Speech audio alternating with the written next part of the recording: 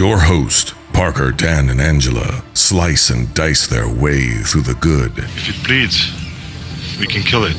The bad. You brought the devil! That's the devil inside Heroin. And the ugly movies you love. And you can't piss on hospitality. I won't allow it! Hold your favorite films and franchises tight, because they aren't safe. In fact, it's already too late. It's time to dissect that film.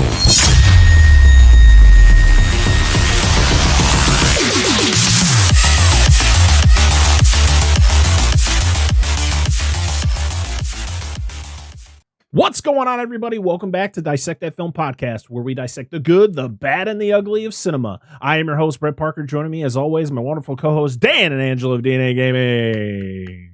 Hello. And today, we are here to start our Movies with Wheels month by talking about a movie that Dan has been talking about for a very long time, and we're finally here to cover it. And that is 1974's Gone in 60 Seconds.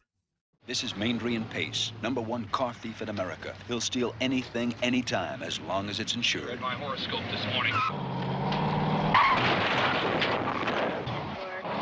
His front, insurance investigation. His business, stealing cars. And now he's got to fill the biggest contract yet. You gotta deliver over 40 cars to the docks by Saturday. That's a sad story. She's a list.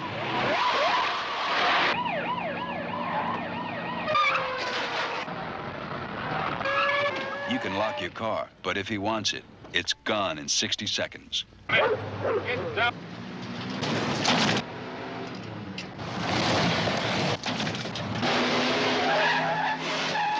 Things don't always go as planned, even for a pro.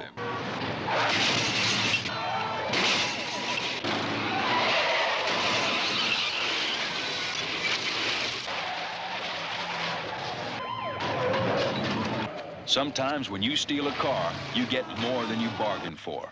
Holy shit! Heroin. Who is it? Police! The whole damn thing's loaded. Fasten your seatbelt for what Carcraft magazine calls the most hair-raising chase scene ever filmed. Hollywood Reporter says it's a thrill a minute. You owe it to your car to see Gone in 60 Seconds. It's grand theft entertainment. Gone in 60 Seconds. Rated PG. All right. Well, Dan, we're finally here. We're finally here to talk about this movie. You've mentioned it many times in the past. And to be honest, I never knew this movie existed until I met you and you talked about it all the time. Because to be honest, the only one I ever... most people do. No. And we actually have a comment at the end of the show of someone who was like, wait, what? This is a... there was an original? Yes, there was. Did not know. But yeah, we're here talking about it. And... yeah. So Dan, please, since I've never seen this movie. Angela, you've probably seen this movie, right? Because Dan's obsessed with it. So you've probably seen it. So Dan, since you did bring this movie to the table, what is your history with Gone in 60 Seconds? All right. So two films I predominantly remember from my childhood. Whereas, of course, Godzilla vs. Mechagodzilla and this movie. It was always a favorite of my cousins, specifically my cousin Seth, who was, I had my cousins Joe and Seth. We always hung out a lot and had a lot of cousins, but those were the two we just always did shit with.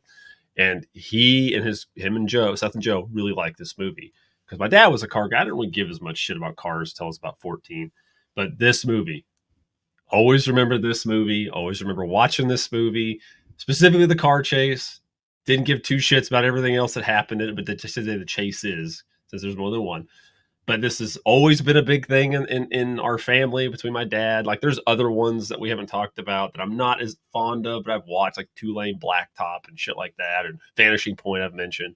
But I actually learned something I did not know regarding my family in this movie. Well, I have a lot of aunts and uncles, and I can't remember if it's Debbie or Aunt Betty Joe. Somebody went to see this. My dad was telling me, he's like, oh yeah, they went and seen this movie just today. He's like, yeah, they went and watched Gone in 60 Seconds when it first came out.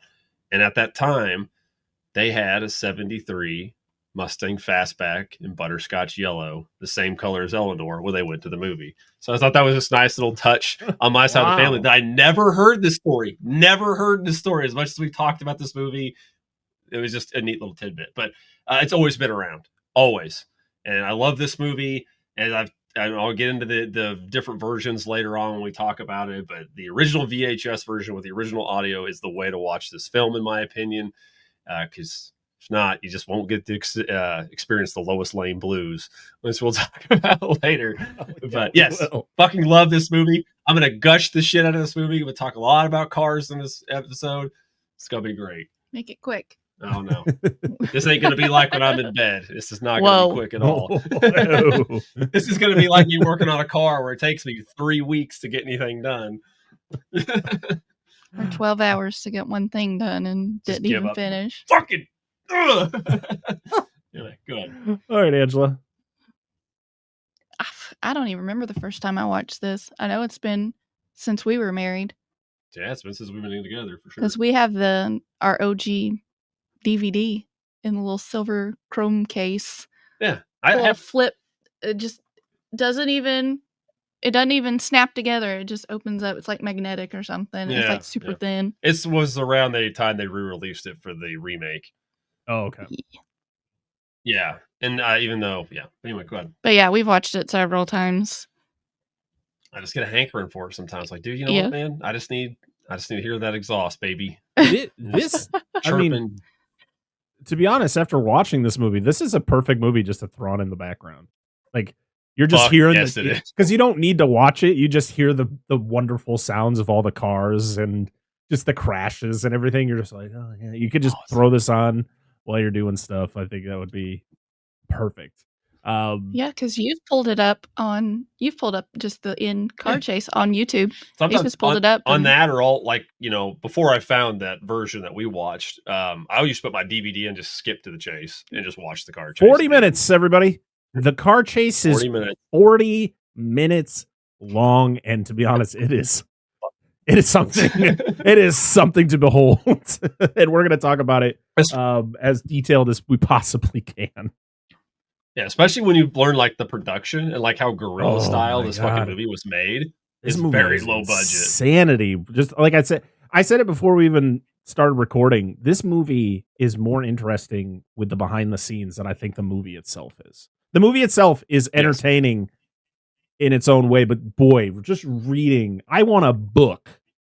I want a full like 300-400 page book just about the making of this movie. I would read it in a fucking heartbeat. Because it's so interesting, just these little things. And we're not going to talk about the remake because Dan already said we can't talk about the remake today. That's separate movie, man. I did watch it, and yeah, I'll just leave it at that. That's the one I remember. That's the one I think most people remember when they hear the words "Gone in 60 Seconds." Or like first thing you think of Nicolas Cage, and that's how I remembered it until meeting Dan and him mentioning it, and I went, wait, what? There's an original? And I've held off watching it until we decided to cover it on the show. So here we are. So Gone in 60 Seconds was released on July 28th, 1974. So it's coming up to its 50th anniversary, which is insane. It cost $150,000 to make and made $40 million at the box office. I don't know if that's fully box office sales just from 1974 when it was released, or if there was re-releases down the road.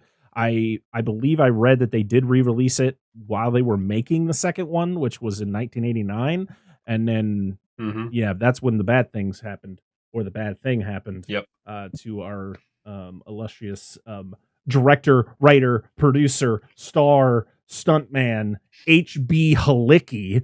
Holy shit, this man just went balls to the wall, safety precautions thrown out the fucking window. This man was Evel Knievel in a car. That's what this man was. And he lived and he died behind the wheel of a car. Like, this man was insane. So as I just stated, he directed this. He wrote it. He produced it. He was the star of the movie. He even had most of the cast and crew were family members of his. His brother is in this. His brother helped make the music. Ronald Halicki, he did the music with Philip Khachaturian. It was the production company was HBHalicki Mercantile Company, and it was distributed by HBHalicki Far West Films USA Distribution International. This movie was single-handedly made by HBHalicki, and it's glorious. It is glorious. But you can also tell, and we'll talk about it when we talk about the plot of the movie, which not much of a plot, but it's there. And there, like I said, I have plenty of notes talking about the things that occur in this movie, but you can tell when you watch this movie, these are people that weren't in front of a camera very often or ever before. Even HB, he wasn't somebody you probably were like, oh man, at least they got that guy. No, he's another. He was a stuntman. Like he was probably more well known for driving cars and doing crazy stunts. Like he wasn't known to be an actor. Like you said, he funded this movie pretty single-handedly himself, which is just insane. And I have to applaud him for that. Unfortunately, in 1989, during the filming of the sequel to this movie, he passed away. A water tower fell on top of his car. Was that what I read? Something to do with, I've heard that it was a water tower stunt, and it involved like something to do with maybe the line or something. It had like something went wrong during the filming of that scene, and it killed him instantly. I don't know if he was just instantly died during the thing. Yeah, it said I don't know all the ins and outs.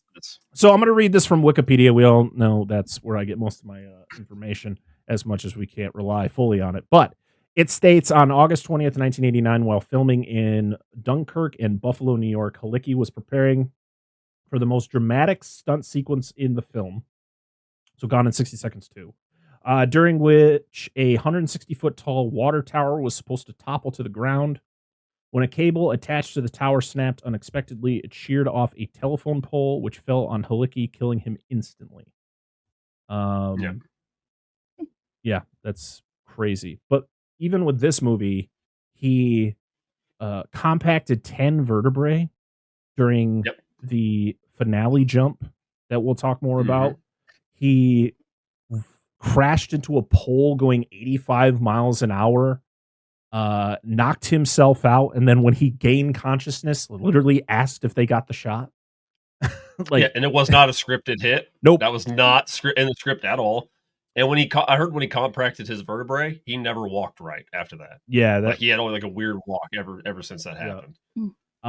Dude poured his heart, soul, and body into this fucking film. Yeah, literally. There are shots in this movie where, well, the majority of this movie was not even actors on screen. It was just pedestrians, like actual people just walking around, living their lives, and crazy things are happening. Like we said, there's the chase scene at the end of this movie is 40 minutes long. And there are parts where you are jumping back and forth from a car, from the chase to like an accident that happened.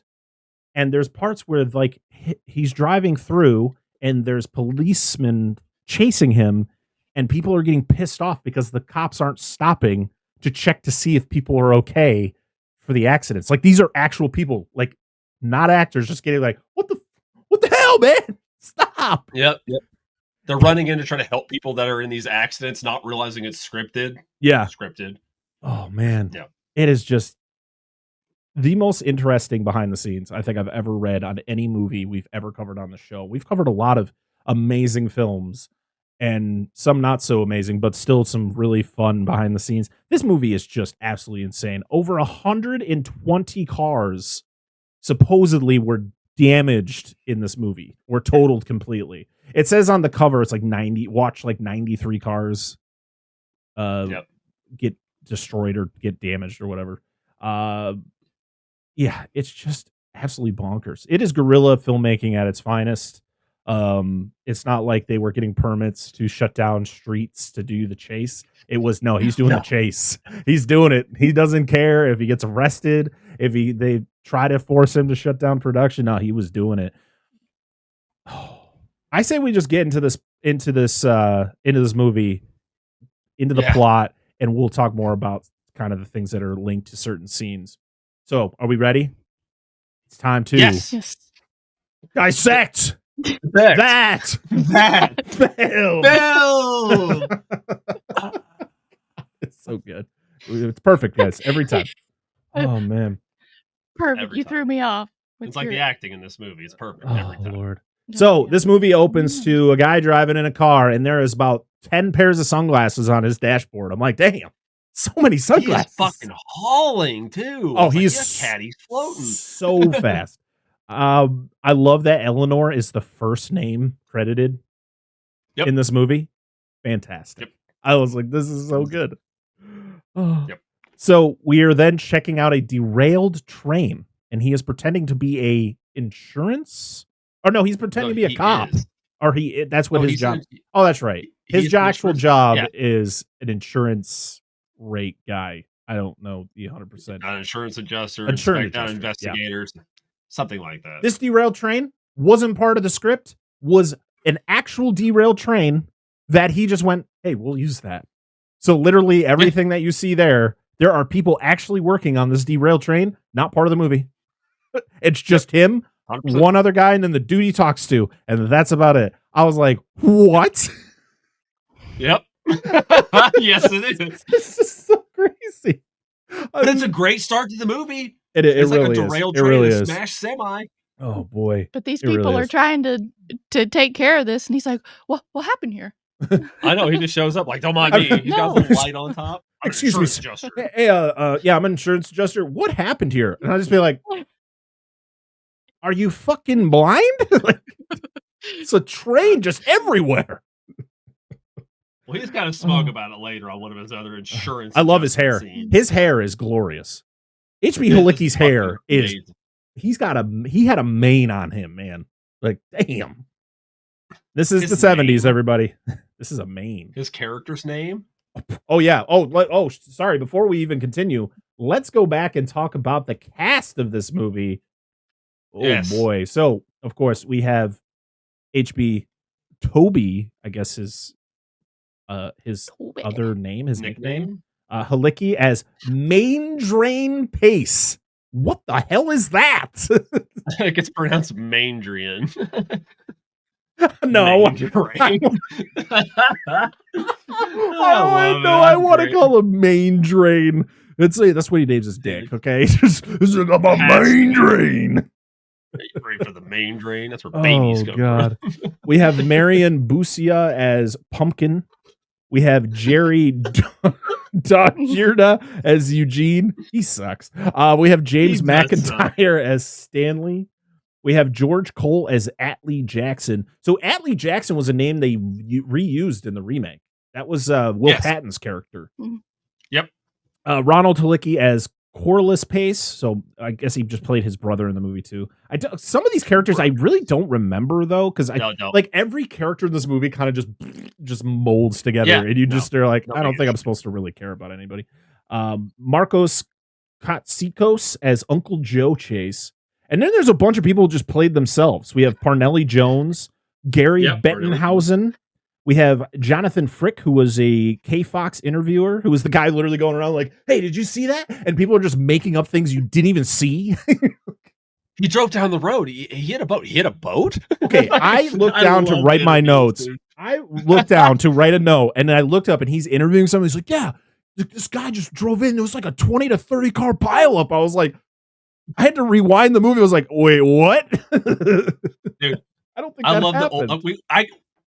I cannot wait till we get to the end of the movie. The interviews, I quote shit from the interviews to this day. So Since I was a kid. Do you have the old people quote? It's my favorite. The people sitting at the old, it's so good. We'll talk about that in a bit.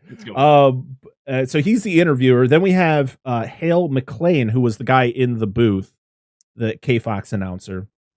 He's the one. Yeah, we'll talk about him in a little bit. JC. Are you talking about the main dude? Is that the guy who's like he's the DJ or the Constant Country K-Fox. Yeah. The guy. That's his name. I can't say his character's name, but that's the station. Yeah.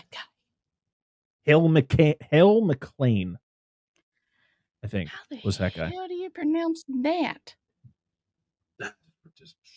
And then I'll talk. I want to talk about. There are 6 characters in this movie who we'll talk about when we get to them. They're so great.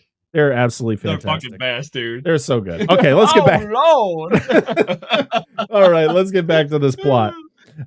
So we then see that there's cars being auctioned off at a scrapyard. And they find this car. Dan, you're gonna be the one who's got to tell me what every car is that we see, at least the ones that I can remember. So this you have to ask him the question he cannot answer. No, what? Name a color of the car. This one I remember. This car auctioned off. It's a 70 or 71 Dodge Challenger. Okay, and I got all the notes. Yeah, it's a 383 with 410 posi. 8 3/4 rear end. Like, it's all there. I love this car. It's important later. Yes, it's a great car. Keep going. Great car. It's beautiful. So yeah, you kind of get this montage of this car getting taken. It gets auctioned off. It was like $300 for this guy to get this car. Yeah, they bring it back to a shop, and you literally watch this car get dissected right in front of you. Like, it's not even like they cut away. You watch this entire car just get taken apart. It's in our name. It's what we do. Yeah, but they were doing it to a car. Dissected the car. I was confused. But before we continue, I just want to mention the weird voiceover shit that happens in about 75% of this movie. Not a fan. I was not a fan of it. It was so weird and out of place. Yes. Mr. Oh, well, we'll get to it. We'll get to it later. So keep going, and I'll elaborate on what you're probably going to say. Well, the funniest thing is, like, sometimes you don't even know who's talking. Like, who are these people? They're just people talking. No, you haven't been introduced to anybody except for the main character. But you really don't know much about him either. So yeah, you get to see the car pretty much get stripped down before our very eyes. You got Dan had mentioned the fact that there is nudity in this movie, and you get to see it. It's literally just naked lady posters across this whole wall. And that's it. That's it. I love the secret compartment he has in the water heater. That's so dope. He's like, secret things. Put it in the secret compartment. I'm like, is this new Batman? I mean, if you don't need the water heater. Well, it's clever because it's the switch next to the breaker box. It's the main switch. Like, nobody's going to pull that. No. Nobody's going to be like, I'm going to pull your main switch. No. But to essentially to elaborate a little more on what Parker's talking about. So what they do is they run an insurance adjusting company. So they deal with insurance companies and stuff like that. And on the side, they buy these wrecked cars. They steal a copy. And they take everything relevant to it. They take doorknobs. The reason they cut the doorknobs off in the locks, so it's the exact same keys. They take the plates. They take the VINs. Any kind of part that's specifically coded to the vehicle, the engine block, transmission, all that stuff, they take out, put it over to another vehicle, put it back out in the wild, and sell it. They literally steal a copy, and they do it like legit. Like, these people are fucking top dog when they come to this. They do not fuck around, and they adjust odometers, which you can't do. It's fucking illegal. But everything else I do in this movie is too. Yeah. So it's cool as shit. I think it's fascinating for me as a car guy. It's really fucking cool. Yeah, and so you also find out that there's a contract out that they are stealing 40 cars for this like Argentinian drug lord or Argentinian mobster. You don't really get a clarification. You just get a weird voiceover where, I don't know, it's probably a white guy just doing a really bad accent. No, senor Pez. Yeah, like, all right. Well, at least we don't see it. Honestly, the same plot. It's the same general plot line as the remake. It is, but there is a little bit more going on with the remake. You know, the whole... Yes. In the remake, it's like, he's doing it because his brother is going to die if he doesn't, where this one is like, no, he's just doing it because he's going to get a lot of money for it. There's really no like stake. Like, I think that's the big difference for me is there's stakes in the remake. There's not really stakes in this one. It's just, he's just doing a job, and he's just really passionate about the job. Outside, I mean, it's kind of there because the warlord dude's like, dude, he's like, I don't need to remind you what's going to happen if you don't deliver on the 48 vehicles. And he's like, we'll get you, bro. Like, obviously, it's the movie from the 70s. The good guys are going to win, whatever. Yeah. Also, maybe just that really bad voiceover dialogue just makes you just go, yeah, there's no stakes. Like, I'm not scared. Looney Tunes. Yeah, okay. We just see it. I just love we get that, like, Scarface exchange on a fucking flying plane. Or not a flying plane. Planes fly, guys. A floating plane. One that lands in the water. What I meant to say. Same thing. Same difference. But I did look it up. The $400,000 he was offered, if that was in today's money, I did 73 or 74 for the exchange because since it was filmed in 73, it was $2.5 million in today's currency. In the remake, it was 200,000. I was like, damn, they went lower in the remake. I know, right? Low ball. What, 26 years later? Oh shit. We see him stealing a car from the airport, and this is the car that he steals to then, like Dan said, they have to strip it to then switch it around so that they can pretty much put the car back out on the road because they bought it for a low price and then they're going to sell it, right? For a higher amount. Okay. That's what I thought they were doing. I was a little confused, but then I kind of picked it up as we were going along, and they kind of give you an explanation of what exactly is happening. If you pay. Yeah, during some of the voiceover scenes, of course you don't know who's talking. It's Mandrian and then what's the other guy's name? Atlee. Yep. Is that the are kind of going over. Yeah, the black guy. Okay, yeah. Yeah, they kind of go over. He's like the second best essentially out of the bunch, is what's elaborated on. He's the one who kind of has a conscience. He's just like, maybe we shouldn't do that, and because I'm gonna call him Main Drain because that's a fucking dope name. Please, okay, please. He's just so focused on like stealing cars. Like that is his primary focus. He doesn't really read the outside noise. Like he doesn't really hear anything else. He's like, I don't fucking care. I'm good at what I do, and I'm gonna do it regardless of if I feel people are right on my ass. Like, all right, you got some big cojones. Yep. Yes, he does. We find out the reason all the cars have women's names. It's so that when they're talking over radios, they can't decipher that they're actually talking about cars.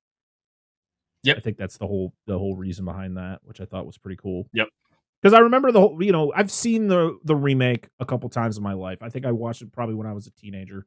And it was one of those like, it's fine. It wasn't anything special or something I really cared to remember. But Eleanor was always like the biggest thing. That was the car was Eleanor was like the main draw to the movie, even though, to be honest, in the remake, Eleanor shows up for like fucking 5 minutes.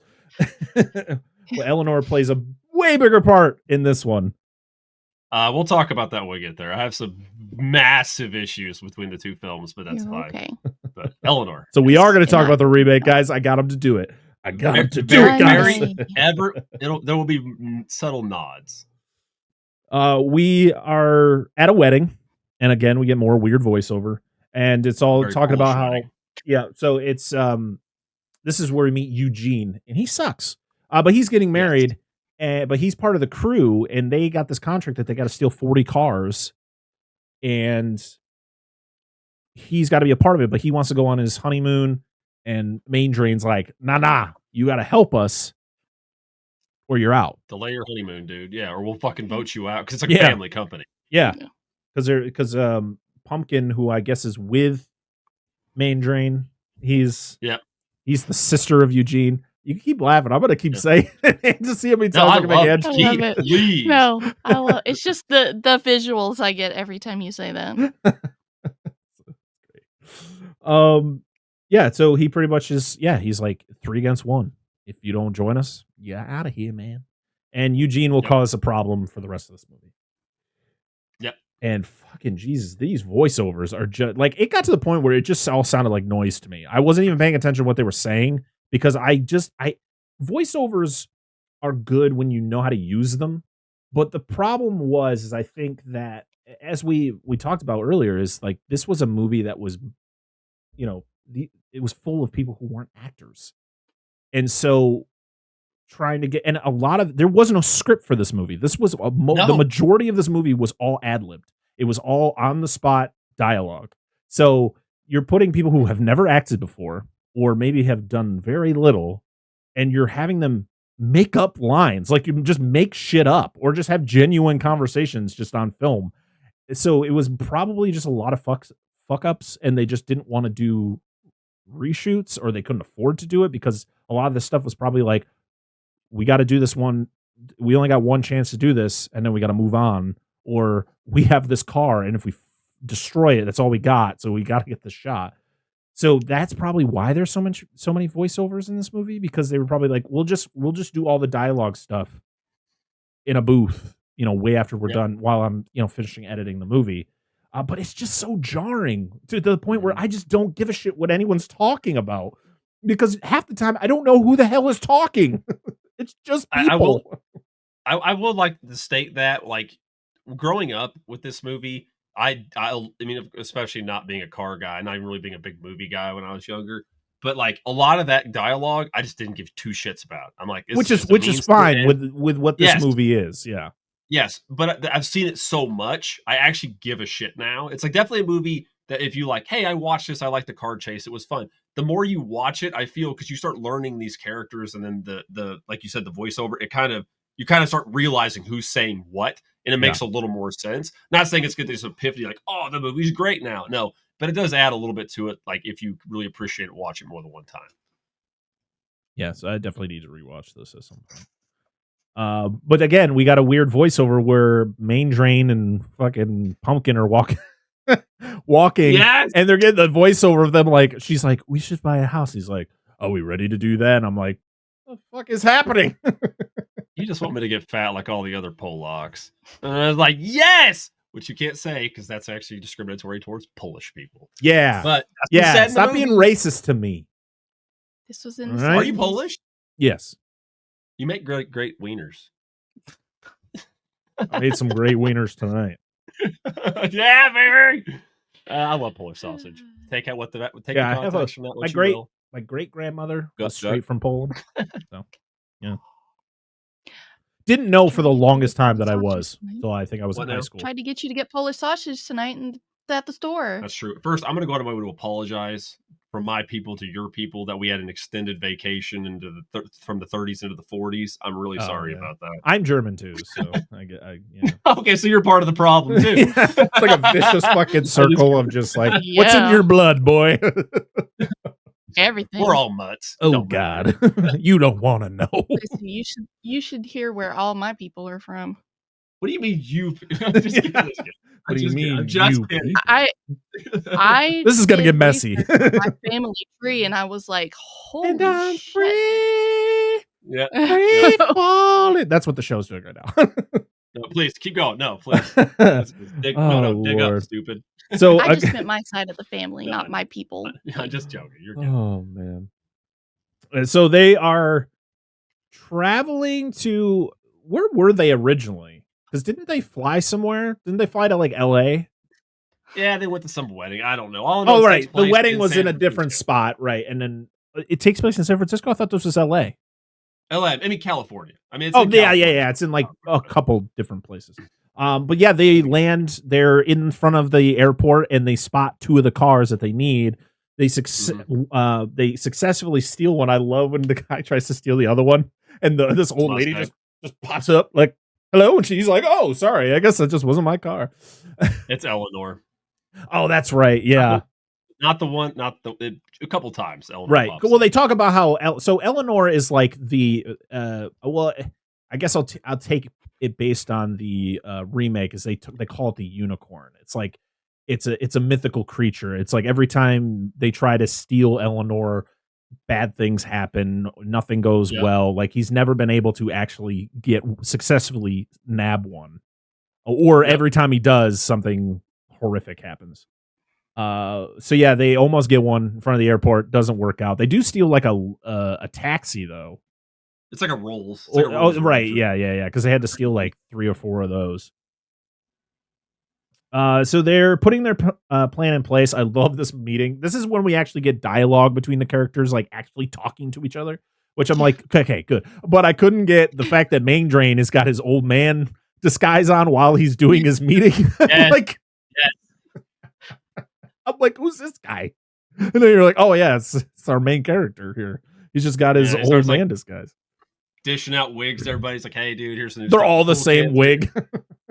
Right? And he's like, here's a handheld like key cutter. And like it's all like, again, like if you know about cars, like it's kind of like, it's obviously this dude's a car dude, so like he puts all this shit in there for people like myself and other people. You're just like, it's not important. His awesome like briefcase with all the tools, to be able to steal it, and like, and they're perfectly like organized. Oh, yes, beautiful like, in there.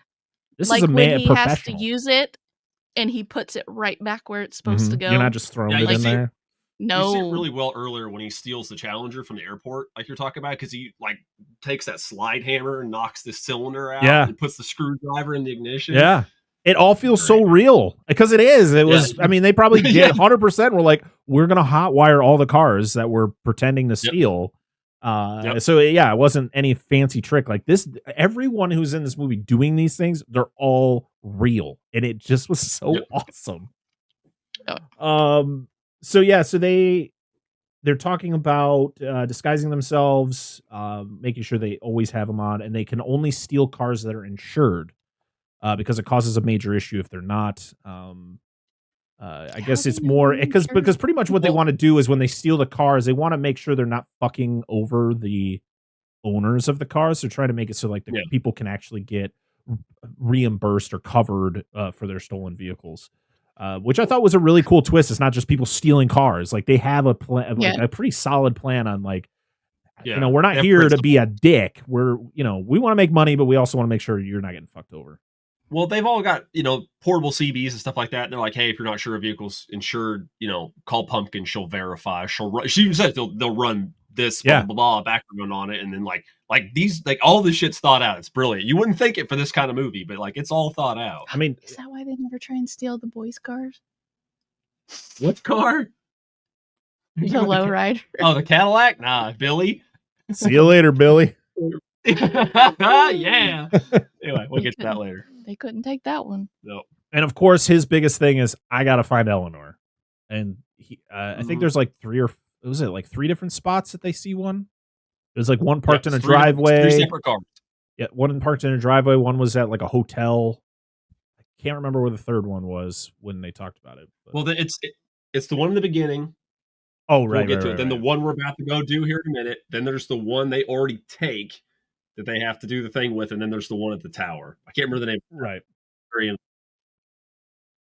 So we are then at a dirt track. There's races going on. They're in their disguises, and this is when they steal another Rolls. From this literally, this guy gets out. He's got like he's an older guy. He's got his ladies. He walks away, and then Main Drain just shows up. He's like, I'm just gonna get in here real quick, and just drives away. Oh my damn!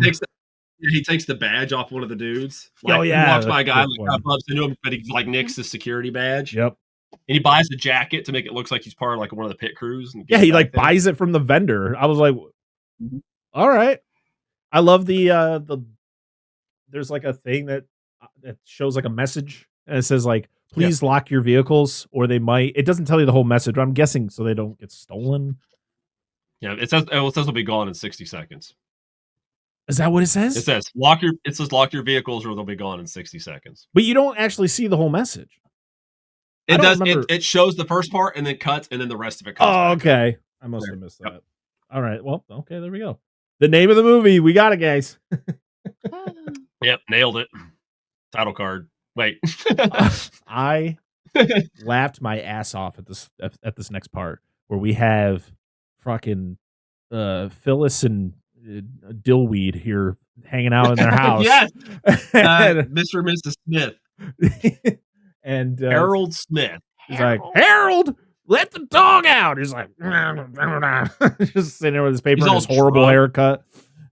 He's hammered. And he brings the dog out, and that's his car just gets stolen straight out of his driveway. Like he actually sees it happen. And then he chases him. Drunker than a skunk, just chasing this dude because he stole his car. Yep. His Eleanor gets stolen, which is his. And then he follows in the. That's right. This is the other. This is the other Eleanor. This is the other spot. 71, 72. Yeah. Well, there's one more spot too. Well, no, it was this one. It was Eleanor makes. Was it 4 appearances? 4 appearances. Oh, okay. Yeah, this is. But you know what though? This Eleanor is the same one from the airport. Oh, so it was the wife? Because that's the old lady that comes out. Oh, Yeah, because remember he tries to open the door and a lady gets out. Old lady. She wasn't an old lady. Yeah. She was definitely younger than that. But oh yeah. Mandrian's like, don't worry, I got the tag number. I know where it's at. That's why he goes back. Oh, that's right. That's why he goes This to the one's house. prettier than Oh, so nice. the This others. Mustang is gorgeous. So yeah, so this day it's a chase. He crashes a car, like the dude causes an accident, and then he gets arrested. And he's drunk, and the cops are just like, he's like, that guy stole my car, and he's just like, all right, sir. And I love how they put him in the back of the cop car and they drive him to the accident. And they're like, look what you did, naughty, you did that. And he's like, he's in the back. And then they bring him home. The car's in the garage. Eleanor's back. Like so pretty much it's like, he's just drunk. He doesn't know what he saw. And then I love how they pull him into his into his driveway. Then they just drive him back. Like, nope, you're going to the police station now, sucker. One in the drunk tank. Wife's none the wiser. Doesn't. She's got chocolate all over her teeth. Her teeth are black. Yep. Oh. Like, what the So hell are you two little bits of eating? trivia about the scene. So first, when he pulls, like, it's Mandrian takes off in the Mustang, and he chases afterwards. A car cuts in front of him, and he goes around, and he's like, "Get out of the way! He stole my car!" And he's like, "Yeah, too bad, Smith." He's like, "Too bad he didn't steal your old lady and a stupid dog, Smith." And he's just like, and then the scene where he pulls him over, the cops pull him over in the gas station. Yeah.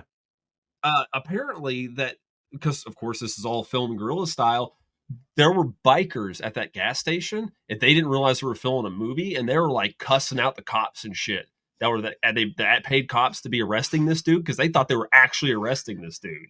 That's funny. So yeah, that's really There's another scene that we see later of some bikers, and I'm like, I feel like these were real bikers too. yes I love when they film scenes where people aren't aware of what's going on because you get genuine reactions. It's great. Because so they bring, what was it? They steal the car and they bring it back because he finds a card in the visor, right? And so the guy who got arrested was an insurance adjuster, right? He was another guy, a big wig. He was like a big wig at an insurance company. So pretty much like they're like, we want to scam this guy. Like it's pretty much like scam the scammer type thing. Yeah. He's like, he was talking to Eugene, and he's like, he screwed over more people than you have. I want to see him get out of this one. Eugene. Wah! Wah! The whole fucking movie. Shut up. I want to go on my honeymoon. But I'm helping people. Well, maybe don't, do this shit for a living, stupid. That's a bitch. So, I love Pumpkin. She's my favorite character. She always looks sad. She just looks sad all the time. She also, wait, who played this character? Marion Busia. I was really hoping it was like his actual wife. That would have been hilarious. Yeah. She's making calls to set up like limos to go to certain places so they can steal all of them. That's really cool. Yeah. And yeah, and pretty much every time they're like stealing cars, he's always like trying to get Eleanor, but it just always something comes up where he can't get to it. Because there's the one where it's parked at a house, and he goes up to it, and then like someone shows up or something where they end up not being able to take it. Yeah. And then I love that was it Atlee tries to steal the car, and there's a very attractive woman walking away wearing much to nothing, and he's like, he's observing, and then he gets in the car and there's a tiger in the back seat. Yes. If you look at when he's walking in, the name of the place he's walking into to take the car is like called the Tiger Club or the Tiger Stripe or something like that. All right. Topical. Yeah. It's a little infant tiger. I would have ran too. I wouldn't have chanced it. I'd just absolutely not, dude. That's a tiger, man. Oh, dang it. Hang on. What were the two people the two guys that had the tiger? Oh, Siegfried. There you go. Yeah. It's one of theirs. It was one of theirs. That's fine. Hey, what do you got in your backseat? Just a fucking tiger. It's a great security system. And then he lets it go, and I'm like, Well, oh, yeah, because no, he just this leaves is the gonna door. He end just poorly. yeah, right. It's like, Bye, kitty. it's like It's gonna end bad. 4 people mauled by a tiger in downtown LA. You're like, holy. At least I didn't get eaten. Fuck them. Yeah. It's like that man got some booty and tiger all in one day. Damn right. So this is when we get the whole situation where people are questioning cars that were bought at these auctions, and they're seeing them back on the road again.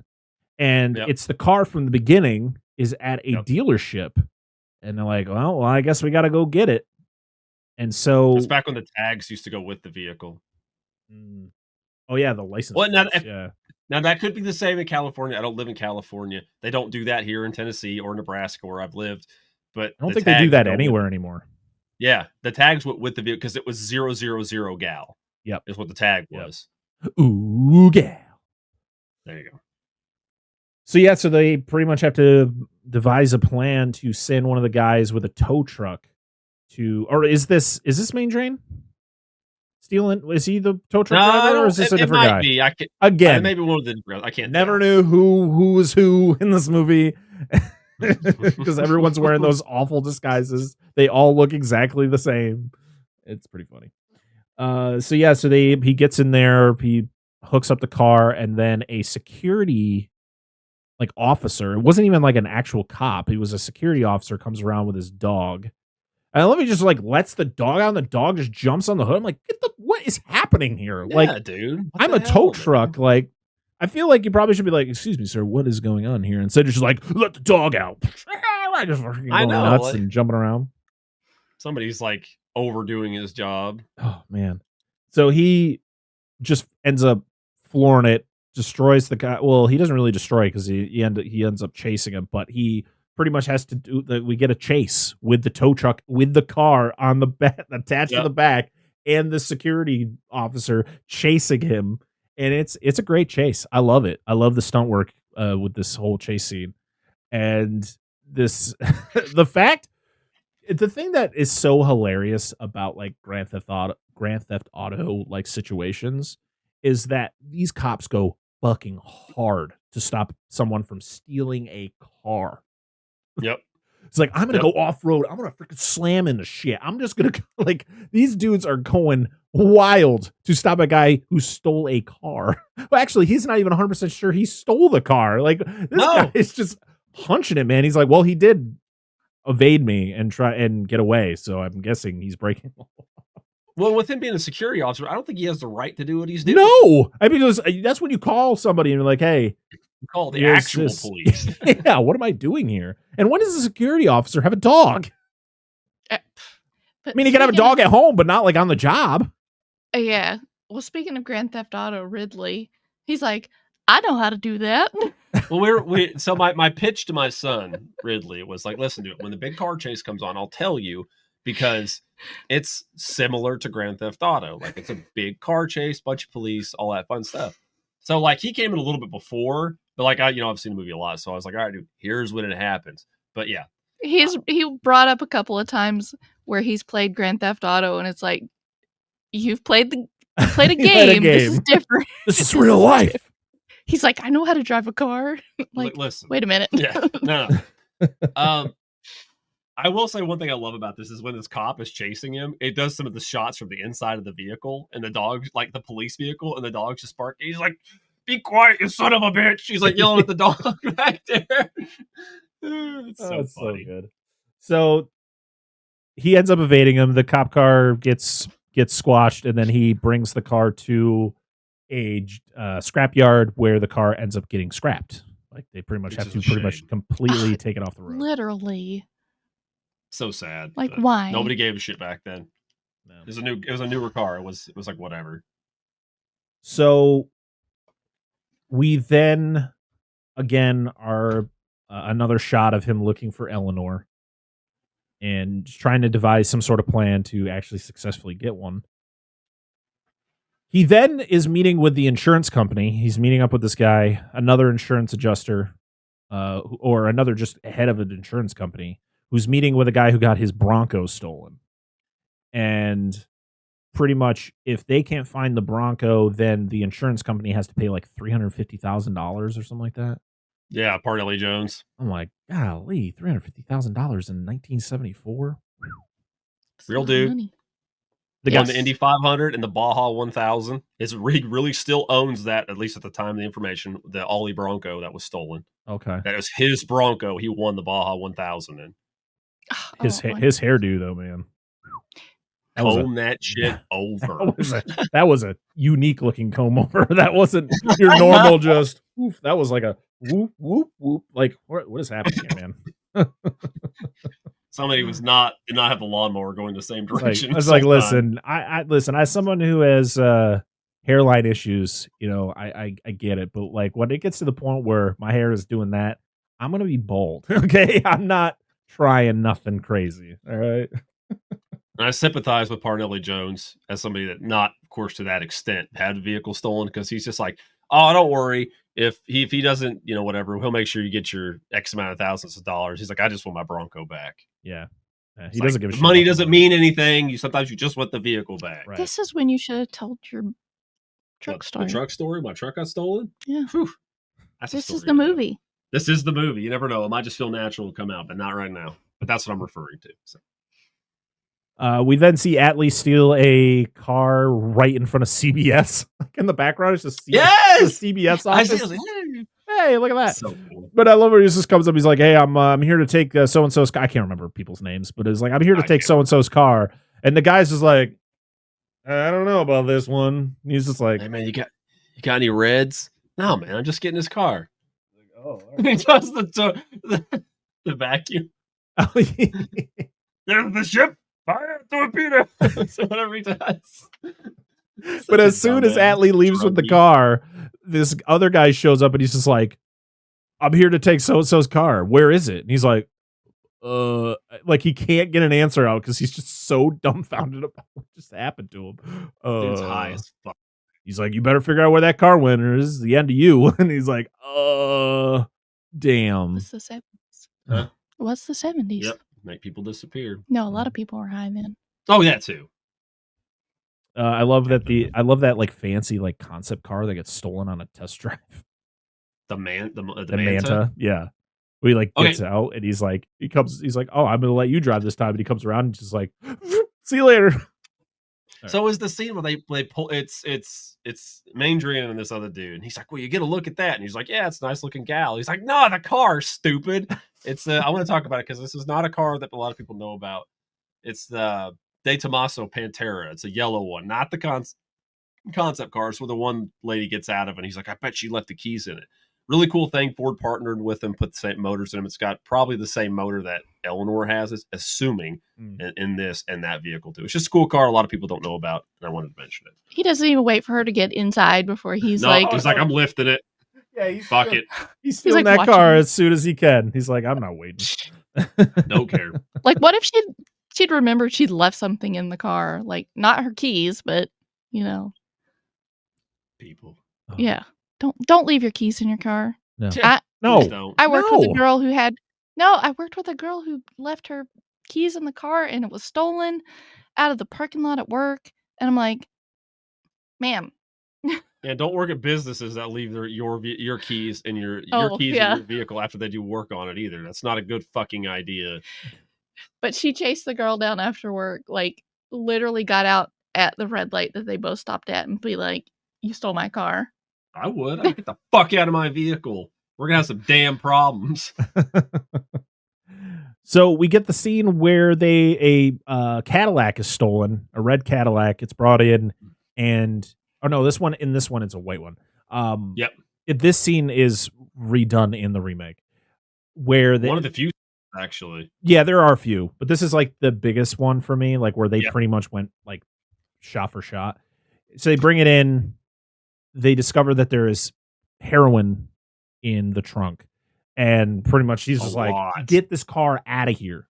Get it out of here. But as soon as they're trying to get it out, they drop one of the bags. It rips open, makes a pile on the floor. No, that's because Eugene wants to keep it and sell it. Yeah. And Mandrian's like, no, I don't want no part of it, which is the fucking smart play. Yeah. Like he's in it for the cars. He's not in it for what Eugene, like Eugene just wants all the money. I mean, I know that Mandrian wants money, but he cares more about the cars than anything It's else. standards. So yeah, And Professionals have standards. yeah. And apparently the car is full of it, not just in the God. trunk. Yeah, because Oh, the window yeah, comes they're out like, it's full everywhere. of it, Yeah, like it's it's like- everywhere. But a cop shows And up. just headrests are just heroin. Yeah, yes. The seats are They just took out all made the- of these. There's no Yeah. leather. It's just piles of heroin. What do you do when you sell it all? You got no chair now. Like, help me. I know. He's like, oh, dude, I'm getting kind of tired. Just roll over, take a hit. Okay, I'm good now. Okay, guys, you gotta It's blink, Allie's- Joe. Atlee's the one that figures it out. He gets a screwdriver, finds the bag, and just Yeah. Taste he it. tastes it. And he's like, this is heroin. This is, Like, this is he baking knows soda. that What the that hell's it happening? is. Well, but I've seen, I don't know how real this is. I've seen like, apparently you can, based on the taste of it, you can discern what it As is. sugar. But I don't.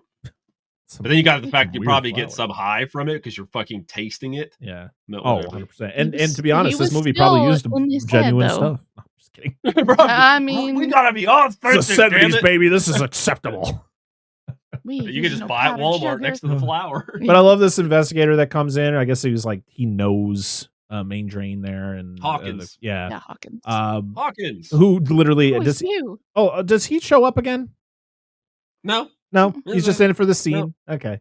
No. So he comes in, he checks out the car. They got the pile of heroin that's like on the ground, and he's like, "Oh, you want to like rev it up a little bit?" And he's like, "Yeah." He's like, "All right, we'll just do this. Back it up a little bit, and just hit that gas." And they're all like, "Yeah, good job, man." And it's blowing it all over, so it pretty much gets rid of it. And then we see him. Oh yeah, and then Hawkins just leaves. Is there something else he does? He's like Hawkins, because Hawkins starts getting out before the heroin thing, and he's like, back it up so you. I love this scene. Little subtleties, I fucking love it. Because Hawkins, what's this? He's like, a recent theft recovery.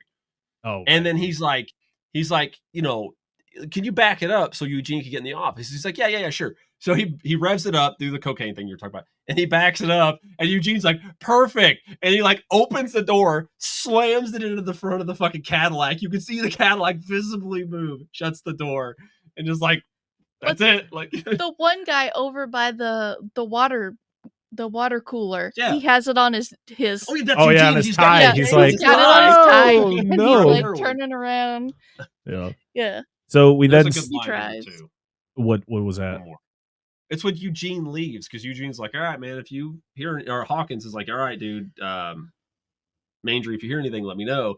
And he's like, oh, will do, Hawkins. He's like, and Hawkins like, I bet there's been 5 vehicles stolen the time I've been here. And Mangerian's like, Mangerian's like, I don't think so, Hawkins. And then just smiles and walks out. I'm like, oh, fuck yes.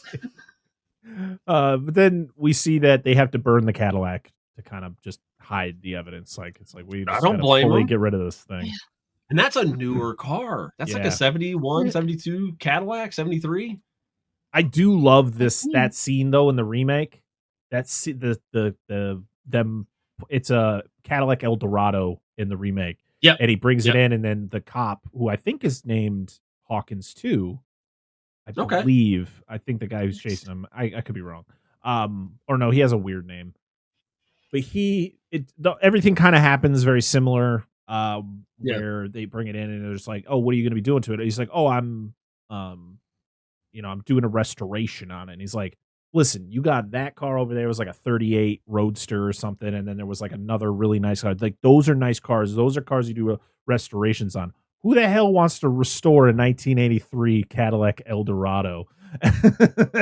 Hey, people like what they he's like. Like, he's like, and I love Robert Duvall is in the scene. He's just like, it's more of like a nostalgic thing, Yep. Yeah, but it's all done the same way, and it's really well done. I actually like that scene a lot in both movies. I will say this scene in this movie is probably my favorite scene that's not car chase related. It's probably one of the best. It's really funny. Yeah, it's like, I mean, I know it's not great, but I think it's probably one of the best like constructed or acted scenes for this film. Just this scene right here, and that's it. Yeah, especially when the guy just comes out, he's just like, it's loaded. Yes, I love that, dude. I want that on a shirt. It's just him holding heroin. It's loaded. Listen, I can make you one. Oh, it's very good. I'll make you one. Please.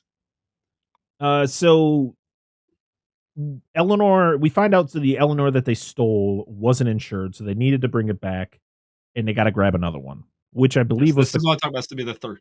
the third one, because they have the first two we talked about, and this is where he brings it back and hops in the other vehicle and leaves just at the person's house. Oh, that's right. Okay. Because they put up the newspaper article, please bring back vehicles not insured. So this is one where that's where they just finished the list too. Sorry to keep. Yeah. So I just finished it. Yeah, that's where what I was about to get to is the fact that like he's crossing off all the stuff, and he's like, well, now that I had to bring I had to bring Eleanor back because she wasn't insured. And that's when Pumpkin's like, well, when is enough? Like, it seems like we're good here. And he's like, no, I got to finish it. Like, and so this is when we get the really weird montage with the Lois Lane Blues, baby. Lois Lane Blues. When they announced it on the radio, I was like, wait, that's a song? Like, that's an actual song? This is where you get the pan of all like 48 cars. Yeah. That they stole. Yeah, we do. We literally get it's literally him walking down the aisle of all the cars, and then it pans back to Pumpkin being very sad and just I thought she had fallen asleep with a cigarette in her hand. I was like, ma'am, that's dangerous. But she was just sad. So I feel like the song was chosen because in the scene right before this, when they're at the board, he tells her, I'm not Superman. Yep, he does. So it kind of makes sense that they would pick this song as she is like this really sad. But to be honest, it's more funny than anything. Like, I don't, because I'm like, I'm so confused. You looked sad the whole movie. Like, she looks very mopey. What is going on? And the weird thing is you really never, I feel like if you weren't really paying attention, you wouldn't know that Pumpkin and Main Drain were together. Except for that one scene where they're talking about buying a house together. Well, my favorite thing about this is like this long walk, and this is a really long scene. And like anybody that watches this movie, I don't blame you if you fast forward this, because this is like literally the lull before the calm. This is a great scene for a car enthusiast who just wants to look at all the awesome cars that he's walking by. I said they broke into Jay Leno's garage. Yeah. Well, the other thing I thought of is like, it's the only thing. Another thing weird about this is he's just walking, and there's just like a scene where he like sets his jacket down, and then keeps going. And I swear to God, it's like he ties his shoes, he finds a penny on the ground. None of that really happens, but that's what it feels like. It's so monotonous. I love it for nostalgia, but I do not blame you for fast forwarding this like 2 or 3 minute block. So he has to bring back that Eleanor. Fucking hell, damn it! What? Tell him, just fucking tell him, because you said it. So Dan said he wanted a shirt with the guy holding the cocaine or the heroin saying it's loaded. I said he's going to be holding a potato. It's loaded. That is a perfect shirt. That is fucking brilliant, dear. That is great. I do have a... So since we're on the topic of food, I want to say this, and I've been trying to find a place to fit it in, and this is food related. I want to say it, and I wanted to get it on the episode. Me and my buddy were talking the other day, and we got on the morbid subject, just to lull before we get to the chase, the morbid subject of what to do when we die. Like, and he was like, I haven't gotten the punchline. No, I'm good. I just... You're good. I can only imagine where it's going. It was me and Ben. That's even worse. We were talking about it, and he was like, you know, what was talking about wife, what we're gonna do, and he's like, I think I want to be cremated. And I was like, that's fair. That sounds reasonable. It's kind of like somewhere along the lines of I am. He's like, but I want to be cremated, and I want my ashes put into chili, and I want my wife to eat that chili because I want to tear that ass up one more time before I I can hear him. I saw the direction. I saw the direction it was going. I mean, that was his. I had to include. I was like, that's fucking brilliant. I've been thinking about it for like over a week. I was like, where am I going to put this into this? What's banana again? What? What's banana? Fuck. This is bananas. We did this, and this is chicken strips. Yeah, chicken strips. That was from his wife. Not the bananas, but the chicken strips. Okay. I was bananas. It's the universal sign for bananas. I need to show you the TikTok of the lady on Jeopardy. She won, and she's like this to the people beside her, and I was like, she got wait real a minute, excited.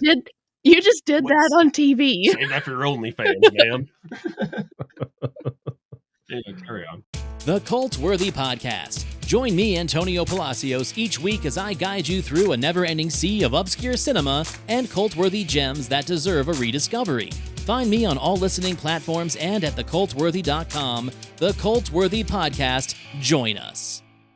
On the Vintage Video Podcast, we'll be reviewing every single wide release of the 1980s in chronological order. Over 250 episodes to enjoy and thousands more to come.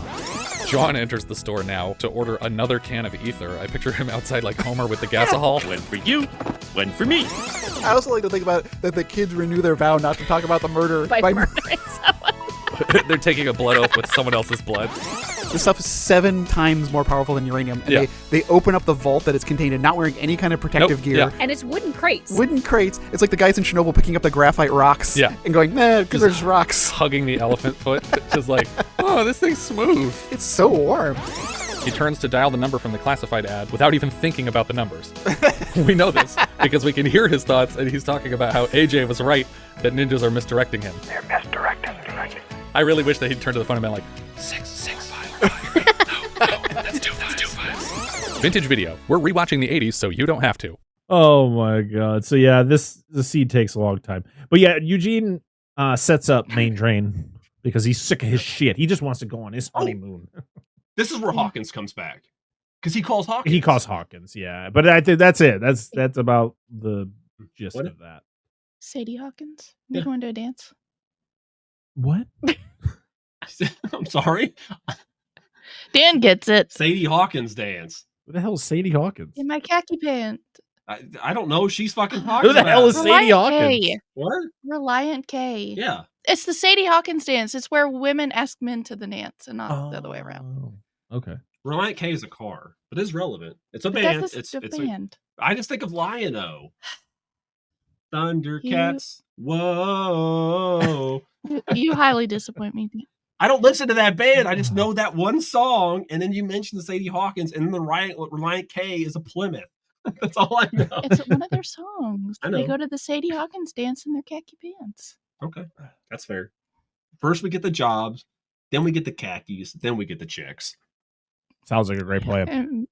Maybe. Sold. Carry on. Khakis equal derailed. ladies. What? We're like the train at the beginning of this movie. Yes, derailed and not part of the plan. Every time. Tommy, you are derailed. Shut up, Richard. Oh. What? You said that Parker would have liked, I think it comes later, Oh, fuck, I don't remember now. You have to remind me. I can't. the car. Oh, yeah, the Corvette that got stolen. It It was a Corvette. I'm trying to get my own, okay? I'm trying to get that car. Like, Dude, I watched personally, two want that. videos. I've watched 2 videos on Stingray Corvettes in like the last few days. I literally have an opportunity. I think of you I now. have an opportunity to own a take it. 1973 Corvette Stingray. It's not like Take a it. super, like, it's not a show car, but it's like just enough for me to care. You should text me the information. I have to show you the car that I have in my front yard that is my dream car. We're trying to get an engine and transmission for it. My truck's almost up and running to help with that. Hopefully, like hauling shit. Yeah, it's the car has been owned by the owner since he bought it in 74 or 73. So it's a one owner vehicle. It was his dad's. He is now. Oh, okay. So it's a one family vehicle. Yeah, like it was his dad's Very cool. that he bought in 73, and then he's had it since probably his father passed away because he's up there. He's probably in his 70s himself. Yeah, of course. And my neighbor, who is the son, he has a Corvette. He has a 2015 Stingray. So like they're a Corvette. They're a Corvette. Well, the guy who's got the 73, he currently drives a 2015 Stingray. White. Oh, it's gorgeous. It's gorgeous. Yeah, my boss has a. What year is his? 19, 18. I just know blue, the color. Dark blue. It's pretty. I'm not a Corvette guy, but it's pretty. I've always loved Corvettes, and the old 73 Stingray. That's the T-top. They're so pretty. They're so pretty. Well, so luckily for that body style, you have a lot to pick from because they literally ran it from 68 to. Hold on. 81. I was going to say a while. Because there is a year they did not make a Corvette. I think it was 1980. There's no 1982 Corvettes. They do not exist. If I'm remembering correctly, there's one year. Hopefully, my car company's in this movie. Hopefully, I'll have good news within the next couple of weeks on whether or not text I'm me to get that car. So you should text me any pictures or information. Oh, afterwards. I mean, absolutely. I just need to persuade someone to allow me to get the car, and then I have to do other things. Okay, so I'm gonna tell you you. this. I'm gonna tell you this right now. We can help you out if you're like, hey, I want this car. It's a 2-seater. It's gonna be awesome. We can spend the night. What about the kids? Your comment. Your instant. Don't give her a chance. What about the kids? Fuck the kids. That's what. Let's see. That's gonna go over well. my car will not fit anybody but me and one other person. And hers is a 2-seater. I don't care. Only a short bed, short box Ranger. That's what my truck. I mean, the only reason I even have a remotely good opportunity to actually get it is because my current car that I drive, my everyday car, is paid off, so I don't have a payment. So we're close to getting there. So end of the year. That's like one of my variables. So yes, crossing my fingers. I'm crossing them for you. Yes. So, as we stated, Eugene sets up Main Drain, tells him that he's going to be trying to steal this. So in this movie, it's a 73 Shelby, right? Or a 73 Mustang. So we can talk about it now because we're on Eleanor. Because we just got to get to this chase. In this movie, it's a 1973 Mustang. Yeah. Is what they label it. He says it. It's the last of the Mustangs. The reason they say that is because 74... it ended up being the much smaller Mustang 2, and there was some debacle on what it was going to be, if there was even going to be a Mustang. But anyhow, it's actually a 71. There's two 71 sport roofs. Nobody calls them that. They're 71 fastbacks. That's the term. That's what you use. Anyway, there's 71 fastbacks, and they are made to look like a 73. He did a little bit of customization on where he painted like how the rear of the car and the taillights is all black. Yeah. That was only on like the Mach 1s and stuff, but he wanted that on Eleanor as like a custom paint job. And all the badging was removed. Yeah, they're 73s, but it's a 73, but it was a 71. Because in the remake they use a 67. Yeah, it's bullshit. It was a Shelby too.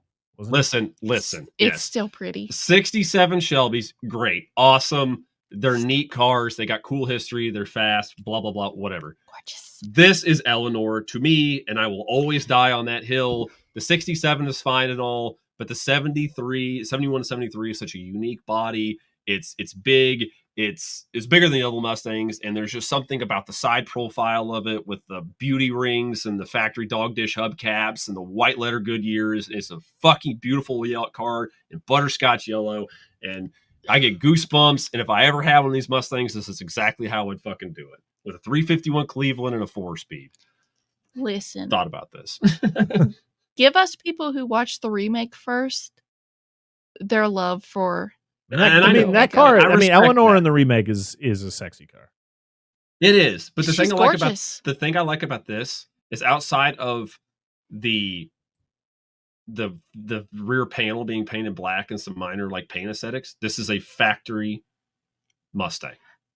There's the Eleanor, and Eleanor is not the way a factory 67 GT500 looked. That is a modified vehicle. They did not look that way from the factory. I still want the other guys. Which one? The drunk guy that was stolen. I still want that vehicle to be Eleanor. Well, it is the same. It's the same car. But it's not. I don't like the butterscotch yellow. But they're all butterscotch yellow. His was not. Yes, it is. Every single one of them is butterscotch yellow. The only difference I thought his was black. Is the one? No, the one he has is. I think it's got white or red striped wheels on it. This Eleanor at the end of the movie has white letter Goodyears. I'm sorry, the butterscotch yellows. I love it. All I know is that I read something that Halicki's widow, she was an executive producer on the remake. And after the movie came out, I guess the sales or Shelby made replicas of the of Eleanor to vast production, and I guess she owned the rights to Eleanor, and the design of Eleanor. So she actually sued Shelby, and Shelby had to stop producing them in like 2008. But I guess like later on down the road that they came to some sort of agreement or something. So yeah, so he pretty much says that he's going to be stealing an Eleanor from this hotel. I can't remember the name of it. I can't remember either. It's like tower. It's the International Tower, I think, That's in it, LA. thank you. Yeah, and which is another thing that the remake took. This is exactly where he steals the car from the same location. And so yeah, so he drives it out, sets off the alarm, and he is like fucking with the alarm, and there's two guys watching him. It's the police officers, the detectives. Yeah, but it's not Hawkins. No. Hawkins isn't one of these guys. This vehicle is it's one was it one Adam 11 or something like that? What was it? One, I'll have to look it up. It's the code name for the car. Oh, okay. And one Baker 11. There's one Baker 11 and there's one Baker 8 later, but one Baker 11. This is the main thing. Yeah. So yeah, he literally gets back in the car. He notices them across the way, and he says the line, "Should have read my horoscope this morning." And boom, fuck yes, and he's just gone. Nails that bitch, dude. Yeah. Because they're saying, "Is this your guy?" And the other guy's like, "No." Oh yeah, he don't look like a guy that would be stealing a car. Like he makes it known that he doesn't think it's. Yeah, it kind of goes like the blend in kind of look, kind of inconspicuous. Yep. And like even when he comes out and the alarm goes off on Eleanor, and he's like, "Oh, I guess he forgot how to turn off his alarm or something like or that." didn't know he had one. Yeah, I didn't know he had one. I'm like, "Hello, where are you guys at this point?" I love this because he's supposed to steal this car and keep it nice.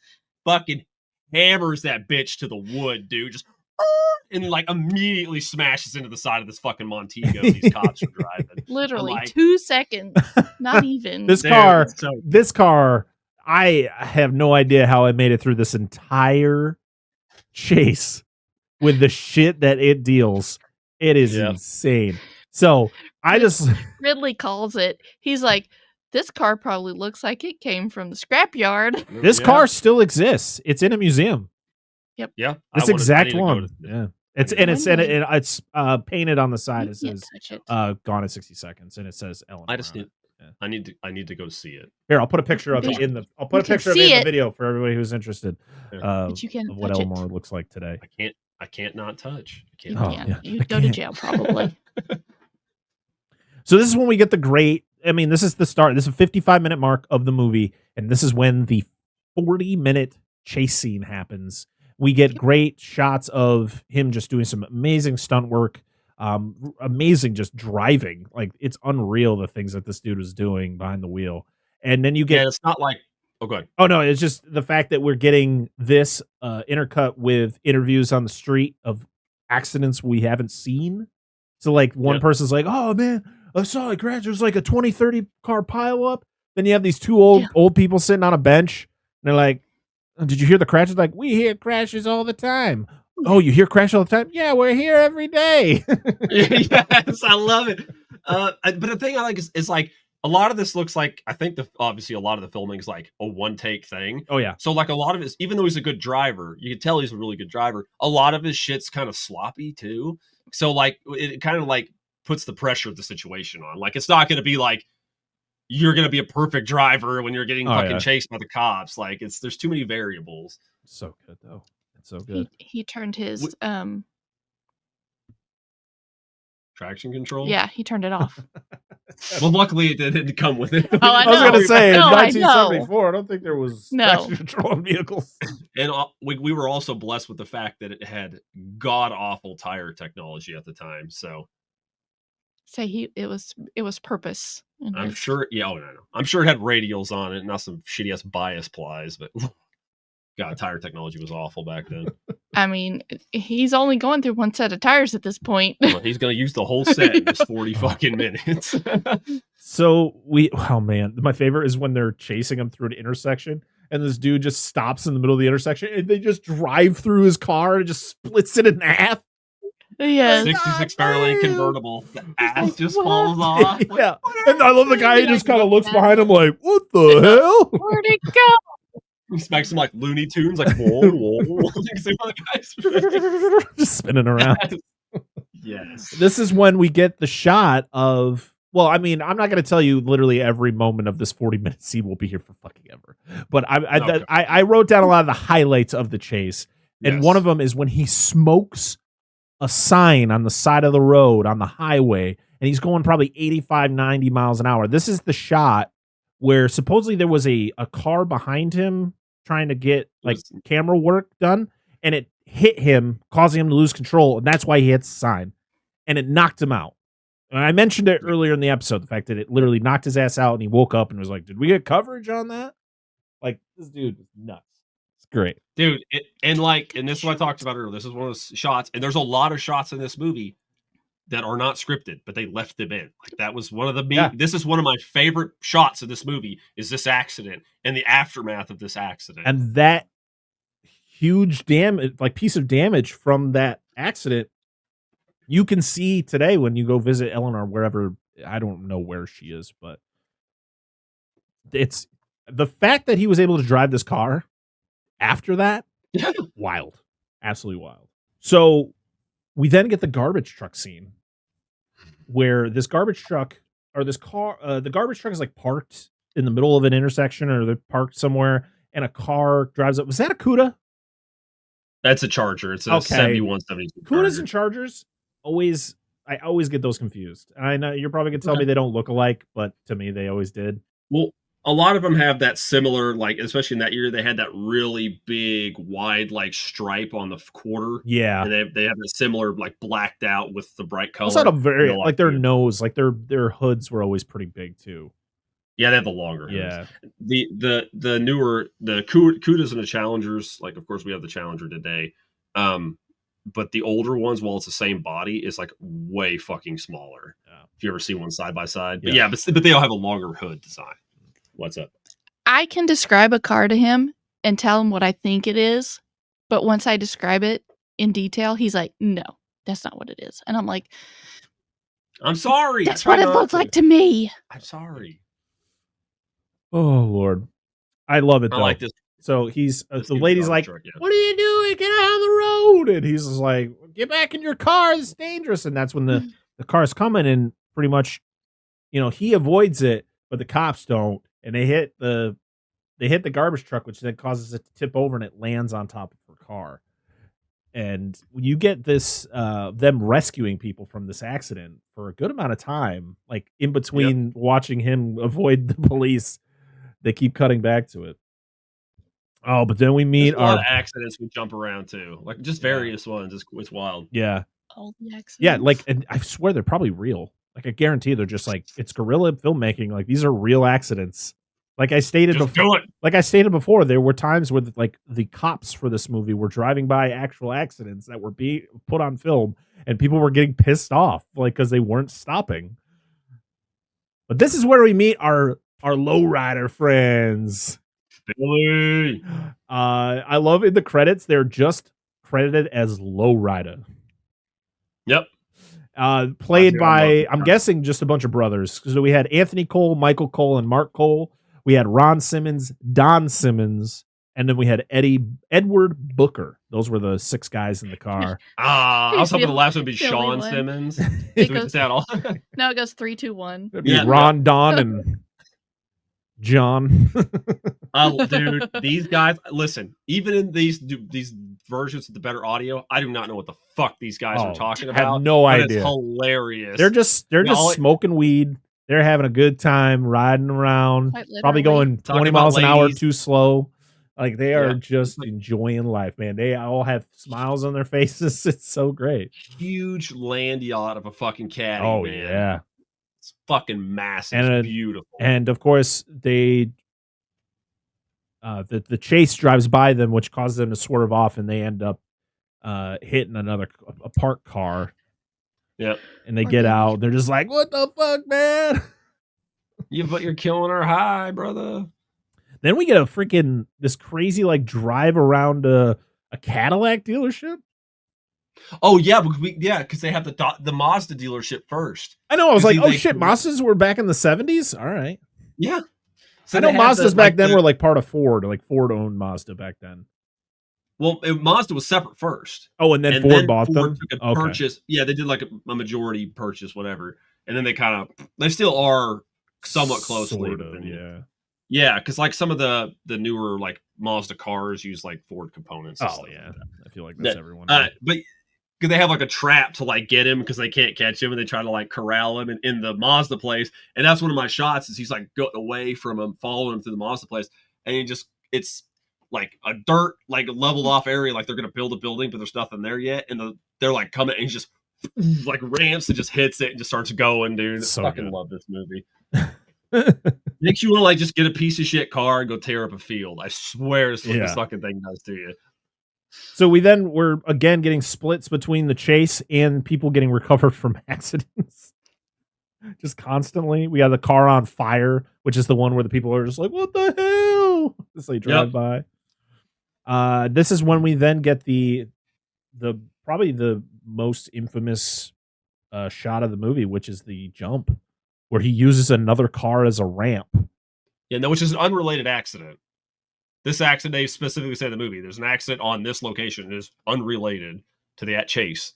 Oh, okay. So this is just like a bad accident that happened that they're coming across. Yeah, and he improvises and decides, I'm going to use this as a jump. I don't know how successful this would be. I don't know how many cars he ended up destroying in this jump, because all I know is that I've watched behind the scenes of other car movies where they've done jumps like this, and usually the car, because especially cars like that where they're so like front heavy, that they'd land on their noses, and once they would do that, it would fuck the whole car up. It would, because I remember watching like behind the scenes for the Dukes of Hazzard movie. Remember the one with like Johnny Knoxville? They destroyed like 25 General Lees in that movie because they would try to do jumps and the car would always land on its nose and it would fuck the whole thing up. And pretty much that's what this car looks like it did when it takes that jump. It slams in the front of that car. Yep. When it slow-mos, when you get that first slow-mo shot and you see that whole chassis just like ripple. You see this too 4 times. Like, yes, and you get. I love this the full speed one. Yeah, at the very end, and just goes. Yeah, the slow mo it gets a little like, okay, come on. I will say, for audio enjoyers like myself, specifically cars, there's some really great shots of like it's the Mustang, and they're like all the cops, but you'll get shots where the Mustang's gonna do something because he's just driving, and all you hear is that fucker just whoop to the wood and just does something wild. And of course, after his bad wreck, he fucks up his exhaust. Yep. So every time, like when he does idle down, which you hear later, you can literally hear it instead of like a good sounding car, it's like because it's like a horrible exhaust leak. And this is the stunt that caused him to compress 10 of his vertebrae when he landed. Yeah.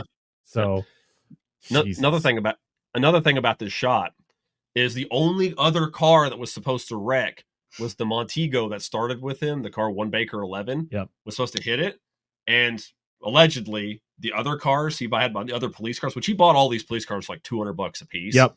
Because they were older at an auction, and they just hit him. They didn't need to, but they just wrecked them because they weren't going to do anything else with him. It's like, fuck it, we're all just going to wreck too. It was not planned. We're just going full ham on this thing, man.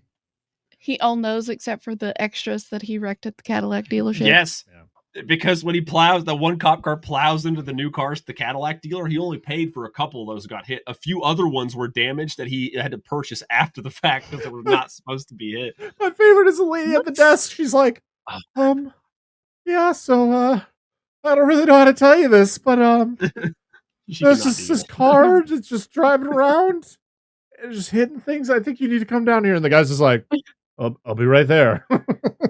Mr. Joaquin. She like the whole time she's just looking out there like, I know, right? Sir. She's like trying to like call somebody who was already there, like to get, I guess, because it's a service station. So they're like, these are where the cars get they fixed. just drive through the service area. So there's so many cool shots of this dude just tearing up inside of a fucking service station, of a service area of a Cadillac dealership. It's awesome. Hits the one car that's being worked on. Just hits it and knocks it off the jackson. It just fucking hits it. That's my car. And again, Oh, what do I do? I like some of the police dispatch. The chase is still going. Oh yeah, it was like, oh yeah, when he hits the pole, they're like, they got him. The chase is now over.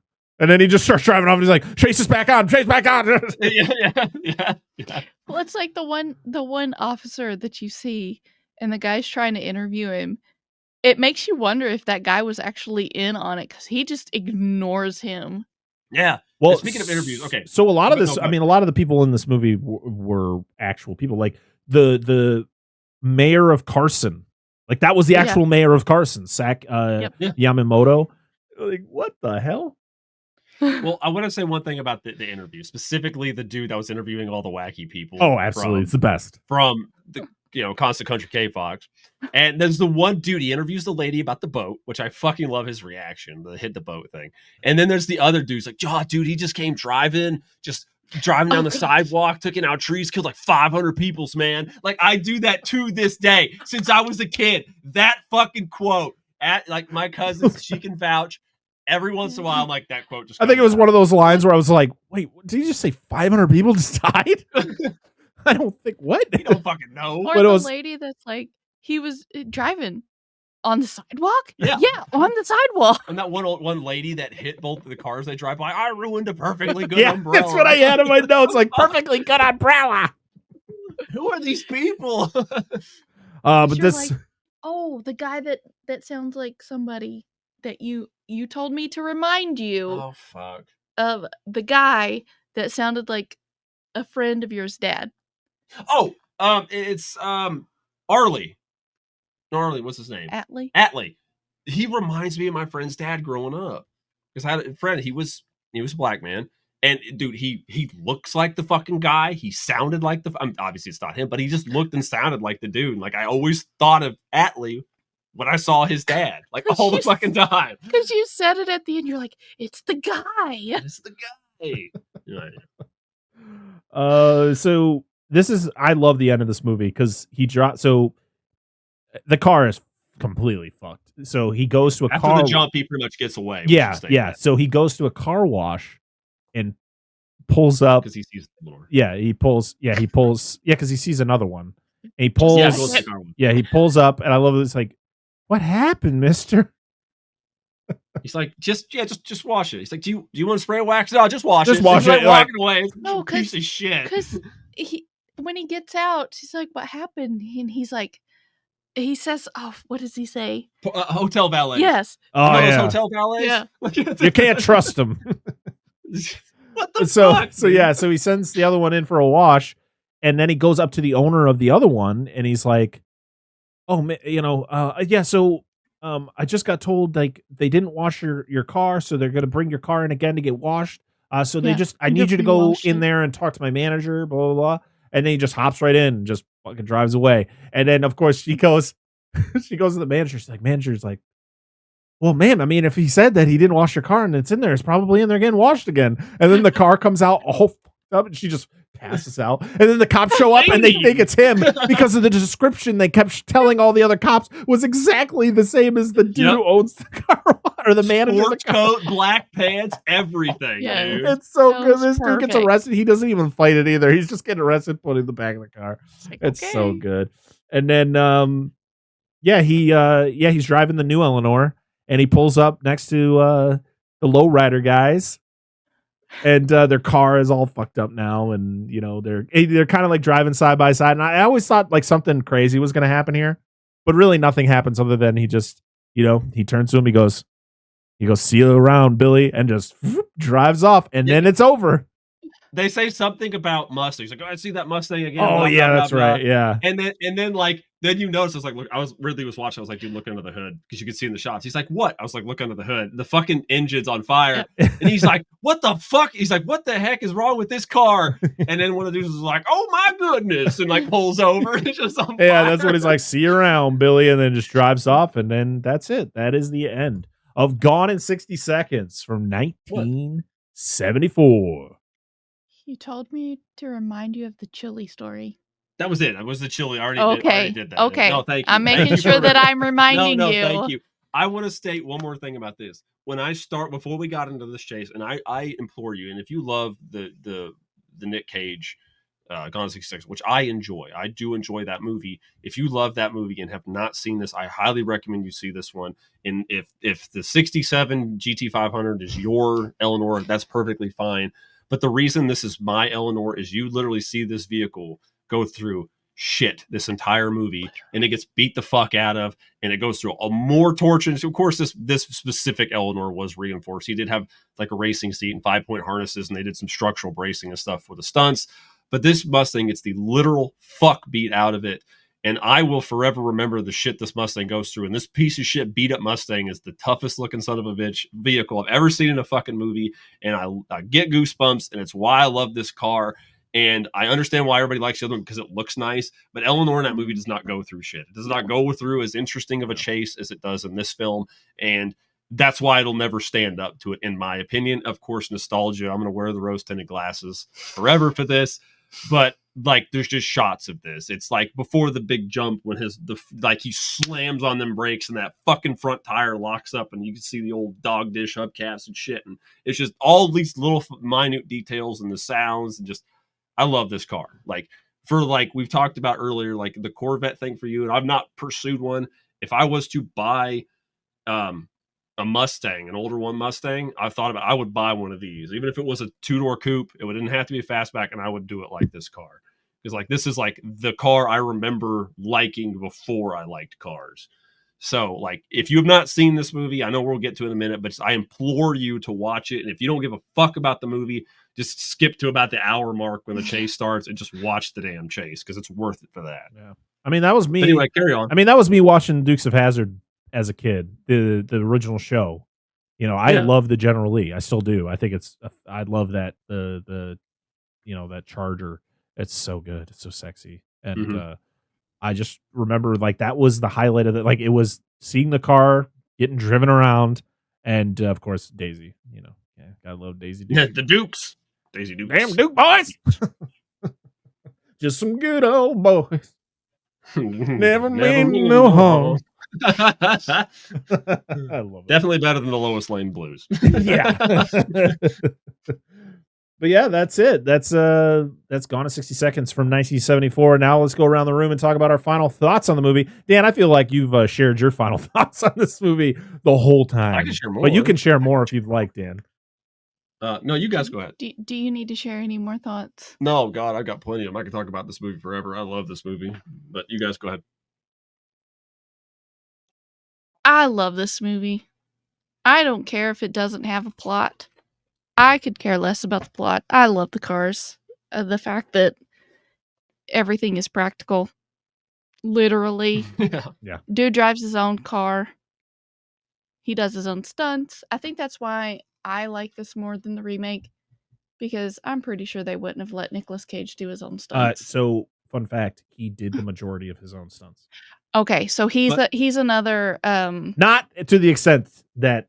Yeah, but they're nowhere near as ridiculous, because the big jump in that's all CG and shit like that. To be honest, the big jump in the remake, not good. It does not look good because it's all effects. Ugh. Yeah. So he's kind of a half Tom Cruise, where he does his own stunts. But love the car chase. I just love everything about this movie. I love old cars, not as much as this one does. I didn't grow up learning about them. I've learned about them through our marriage. No. I've learned a lot about cars through our marriage. Like, he'll tell me stuff that I could care less about, and he thinks that I don't care about. But it's still, there's some things up here that I'm like, hey, that's this car. And I can tell him about cars now. And I know more about cars than I did when we got married. So. That's true. Love it. Watch it, please. If you only watch it one time, please watch this movie.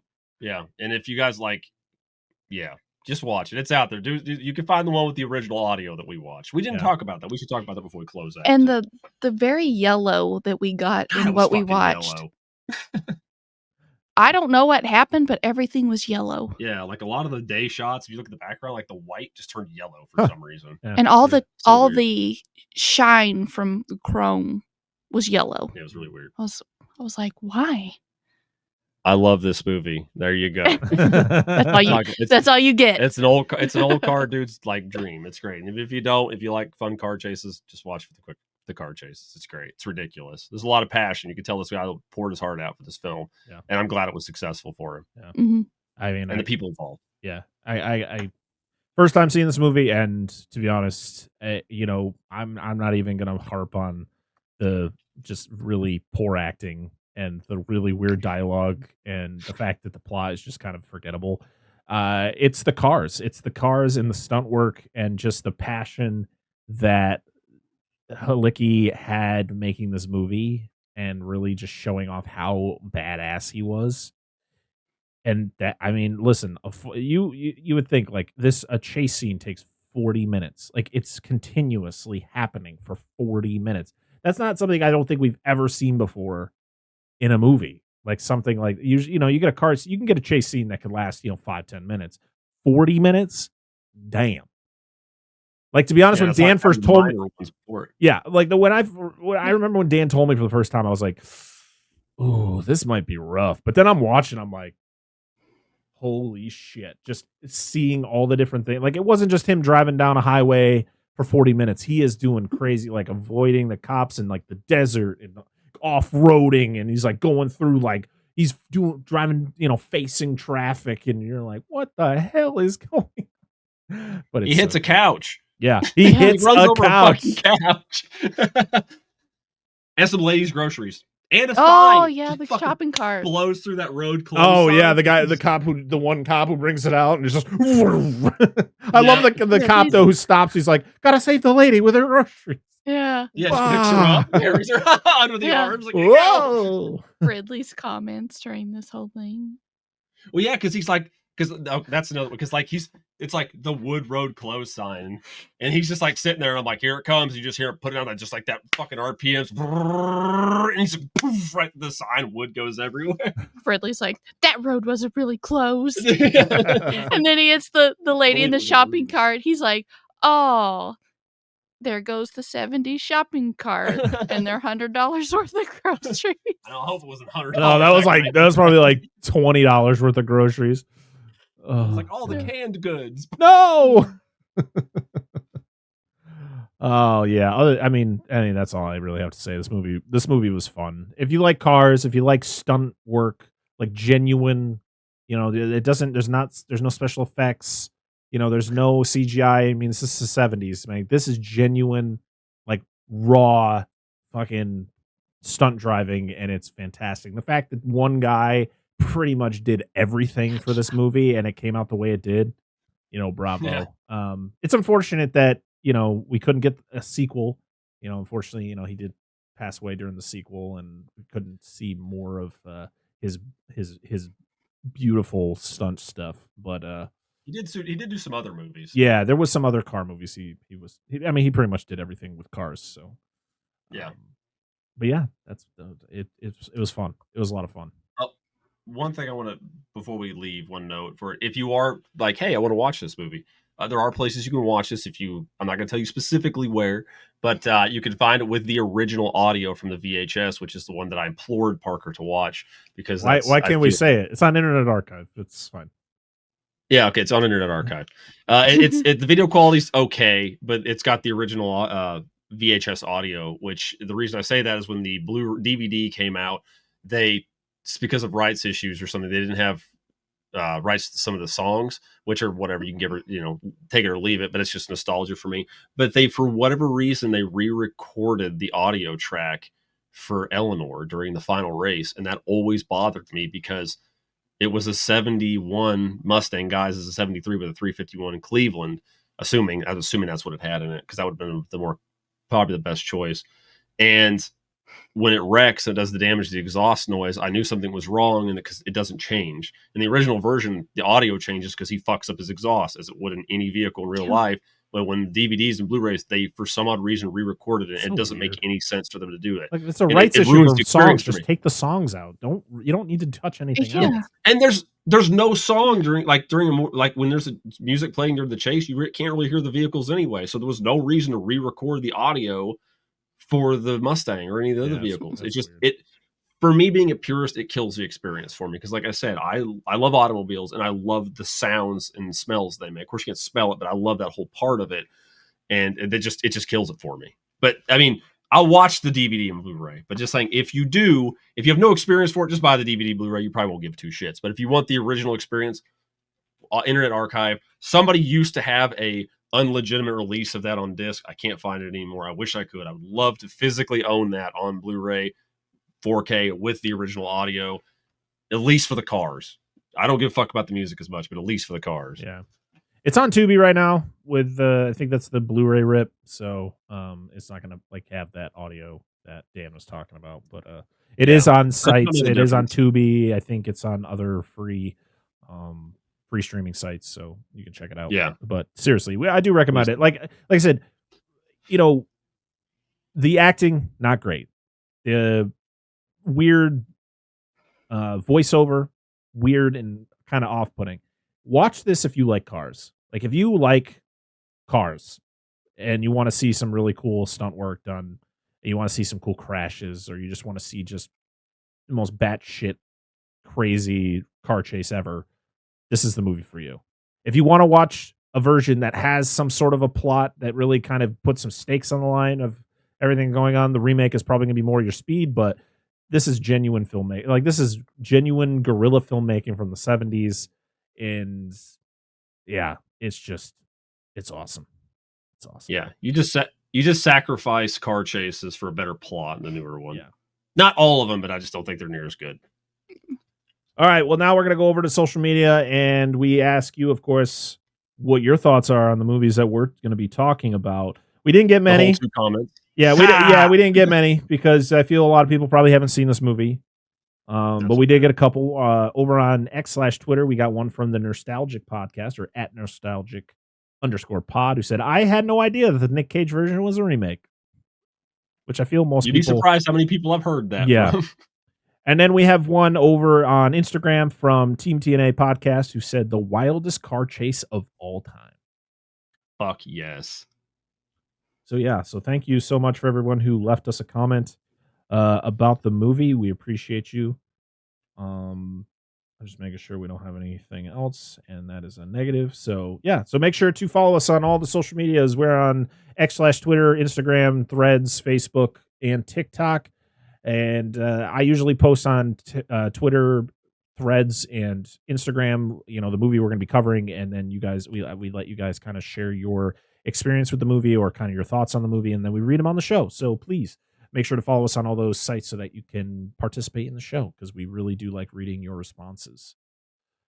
Next week, it is week 2 of our Movies with Wheels month, and it's going to be Angela's pick. And we travel back to 1990 and Tom Cruise when he was a race car driver, as we talk about Tony Scott's Days of Thunder.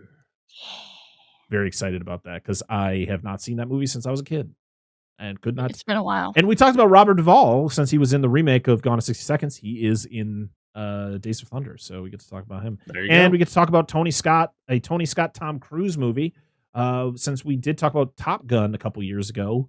So we're back to talk about Tony Scott, who is a very underappreciated director in my opinion, gone too soon, and his collaborations with Tom Cruise, which were fun. So yeah, this is going to be a good time. Like I said, I haven't seen this movie in a very long time, and maybe we'll have a guest for it. I don't know yet, but I'm not going to announce it because we don't have one at this very moment. So yeah, very excited. So yeah, you can follow us, as I stated before, on all the social media apps. You can follow us on, or you can drop that sub and over on youtube.com/dissect that film. Make sure to like, comment, subscribe if you can. Make sure to go over to any of those podcast apps and rate and review us. We are closing in on 30 reviews or ratings over on Spotify, so help us get up to 30. And I think we're a couple away from 20 over on Apple Podcasts. And we got the majority of our listeners are on Apple Podcasts. So if you listen to us on Apple Podcasts and you haven't left us a rating yet, please do that. It doesn't cost you a thing, and it really helps us. At least I believe it helps get us into more people's ears. We really appreciate that. So make sure to do that. Good Pods, same thing. or anywhere that you listen to us, and you can leave us a rating and review. Please help us out there. We appreciate you so much. If you want to support us financially, you can do that by going to patreon.com/dissectthatfilm, where for a single $1, you can listen to episodes early, a couple days early. You can participate in polls that we're going to be doing every month for our final episodes of the month, where I put outtakes or pre-show shenanigans that we do in the beginning of episodes. Some of them are long, some of them are short, but it's always good to, get to share our kind of our warm-up time before we actually start recording an episode. So, and then at our $5 tier, $4 tier, depending on if I can change the stupid thing, you can listen to our Patreon exclusive show called The Monster Zone, which is hosted by Dan and Angela, where once a month we spin a wheel, land on a monster movie, and we talk about it. And it's a lot of fun. So if you can support us financially, that would be fantastic. Go over to patreon.com/dissectthatfilm and do that. If you can't, make sure to do that rating and reviewing thing I just told you about. Is there anything else I should mention before we go? I don't think so. All right. I got to try to remember to keep doing this before the end of the episode. So I'm going to go over to Patreon right now and thank all of our wonderful patrons.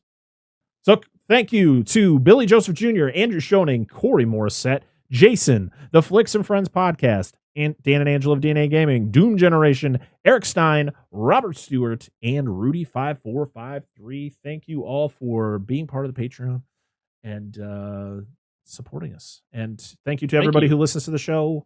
We appreciate you very, very much. And we're very excited about this new month and getting to talk about a lot of cars. Because talking about more cars next week, then we're going to be talking about more things with wheels next week, and then it's just never going to stop until the end of June. So June, it's warm.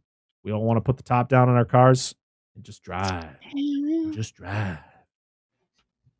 Man, I should have. You don't like convertibles like me. Just kidding. You're good. You're good. All right, everybody. Roll the windows down. Until next time. I'm Brett Parker. That is Dan and Angela of DNA Gaming. We are Dissect That Film, and this has been another episode of the Dissect That Film podcast.